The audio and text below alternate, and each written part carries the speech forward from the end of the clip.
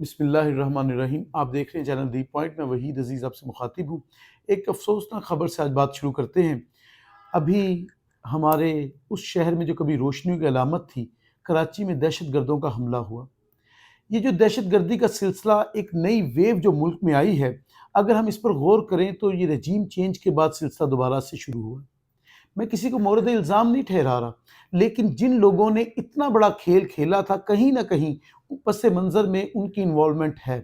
اگر یہ کہا جائے کہ وہ رجیم چینج کرنے والے بڑے سکون چین سے بیٹھ گئے تو پاکستان کو وہ ترقی کرتا دیکھنا چاہتے تھے، تو ایسا ہرگز نہیں ہے۔ انہوں نے ہماری معاشی صورتحال کو ڈیمیج کیا، انہوں نے ایسے فیصلے کروائے ہم سے جو ہمارے ملک کو برباد کر گئے، اس کے بعد ہمیں دوبارہ اسی جہنم کی طرف دھکیل رہے ہیں جس سے ہم بہت مشکل سے نکلے تھے۔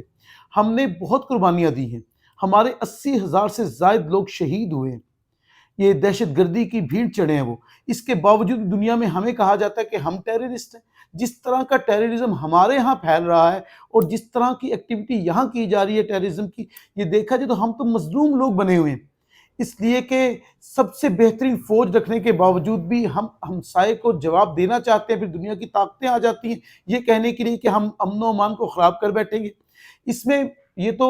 جو تحقیقی ادارے ہیں وہ یقیناً ایجنسیز بتائیں گی کہ کون انوالو ہے اور کس طرح انوالو ہے، قابل لوگ اس میں موجود ہیں، لیکن ابتدائی جو معلومات ہیں، جو طریقہ کا نظر آ رہا ہے، اس میں یہ بات بڑی واضح ہے کہ کہیں نہ کہیں وہ ہمسائے موجود ہیں ہمارے، اور کہیں نہ کہیں وہ نام نہاد ہمدرد موجود ہے ہمارے، جو کسی نہ کسی سطح پر پس منظر میں رجیم چینج میں موجود تھے اور اب وہ ملک کو سطح پر لے کر جانا چاہتے ہیں۔ جس طرح وہ لوگ یہاں سے امریکہ افغانستان سے نکلا تو بڑی رسوائی کے بعد نکلا، اب اپنی حیثیت کو منوانے کے لیے پاکستان خطے میں جس جگہ موجود ہے اس میں بدامنی قائم کرنے کی وجہ سے وہ اس طرف کو واپس آ سکتے ہیں۔ تو آپ کہہ سکتے ہیں جو دہشت گردی سے پہلے جو پشاور میں دھماکہ ہوا تھا، ہم نے دیکھا اس میں 100 سے زائد نمازی جو تھے وہ شہید ہوئے، وہ ایسا بڑا حادثہ تھا کہ ابھی تک ہمارے وہ زخم جو تھے نہیں بھرے تھے، تو آج کراچی میں ایسا ہو گیا۔ اس کے پیچھے کئی سازشیں ہوں گی، یقیناً پاکستان میں کامیاب پی ایس ایل چل رہا ہے، اس کو ختم کرنے کی سازش بھی ہے۔ یہاں امن و امان کی جب صورتحال نکھری ہوئی نظر آتی ہے تو جو دشمن بیٹھے ہوئے ہیں وہ ایسی طاقت کو کبھی بھی کھلنے نہیں دے سکتے جو آنے والے وقت میں ان کے عزائم کو بے نقاب کرے۔ تو یہ جو حملہ ہوا اور یہ دہشت گرد جس طرح داخل ہوئے پولیس آفس میں اور جس طرح انہوں نے وہاں یرغمال بنایا لوگوں کو، اور جس طرح جوابی طور پر ہماری فورسز نے جو یعنی سب کچھ ٹیکل کیا اور قابو پا لیا، جو اطلاعات یعنی جب میں ویڈیو بنوا رہا ہوں تو اطلاعات میرے پاس ہے، فائرنگ کا سلسلہ تھم چکا ہے، لیکن فائرنگ کا سلسلہ اگرچہ تھم گیا ہے، وہ جو 1-2 گھنٹے تک یہ سارا سلسلہ جاری رہا، اس نے خوف و ہراس کی ایک لہر تو پیدا کر دی، اس نے یہ بات تو پیدا کی کہ دہشت گرد کسی طرح ہمارے شہروں کے اندر تک بھی پہنچے۔ اب یہاں سوال یہ پیدا ہوتا ہے کہ وہ شہر کے اندر اس اسلحے کو لے کر پہنچے کیسے؟ دوسرا سوال یہ پیدا ہوتا ہے کہ سیکیورٹی ادارے میں ہی پہنچ گئے، تو یہ سارے سوالات تو بلا شبہ ہماری ایجنسی سے سالو کریں گی اور کر بھی رہی ہوں گی، وہ تمام لوگ بیٹھے ہوں گے جو تھنک ٹینک ہے وہ سوچ رہا ہوگا اس پر، لیکن سب سے بڑی دکھ کی بات یہ ہے کہ ملک نے بہت مصیبتیں سہی ہیں، اب ہم مزید دہشت گردی کو افورڈ نہیں کر سکتے، تو یقیناً ہم سب کو یہ سمجھنا بھی ہوگا، خیال بھی رکھنا ہوگا، اور ہمیں اس بات کا پر توجہ زیادہ دینی ہوگی کہ وہ لوگ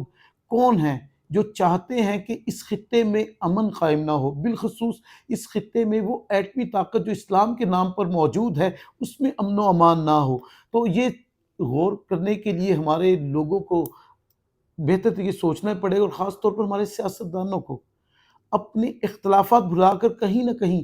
سیاسی جو اختلافات ہے پس پش ڈال کر قومی سالمیت پر سوچنا ہوگا، قومی سلامتی کی سوچنا ہوگا، لیکن اس کا ہرگز مطلب یہ نہیں ہے کہ ملک میں کوئی سیاسی ایکٹیویٹی رک جائے، اس کا مطلب یہ نہیں ہے کہ الیکشنز نہ ہو، اس کا مطلب یہ نہیں ہے کہ سیاسی جو استحکام ہے اس کو ہم اس طرح ڈیمیج کریں اور کہیں کہ اب یہ سب کچھ ہو گیا تو ہم یہ نہیں کر سکتے، الیکشن نہیں ہو سکتے، اللہ نہ کرے اتنے برے حالات نہیں ہمارے ملک میں، یہ جو واقعات ہیں ان پہ قابو پایا جا سکتا ہے، ہمیں اپنی فورسز پر یقین ہے، اپنی ایجنسیز پر یقین ہے کہ انشاءاللہ وہ ان دہشت گردوں کی تہہ تک پہنچ جائیں گے اور یقینی طور پر وہ بے نقاب بھی ہوں گے جو اس کے پس منظر میں موجود ہیں، تو اس لیے وہ سیاسی ایکٹیویٹیز چلتی رہنی چاہیے، لیکن سیاستدانوں کو کچھ معاملات میں جو ہے قومی سلامتی کے لیے ایک پرچم تلے ضرور آنا چاہیے۔ اللہ تعالی ہمارے ملک کو دہشت گردوں سے محفوظ رکھے اور اس پر اپنی رحمت رکھے۔ انشاءاللہ آپ سے پھر ملاقات ہوگی اور اس سلسلے میں جو بھی اطلاعات آئیں گی وہ بھی آپ سے ضرور شیئر کریں گے۔ اپنا خیال رکھیے گا، فی امان اللہ۔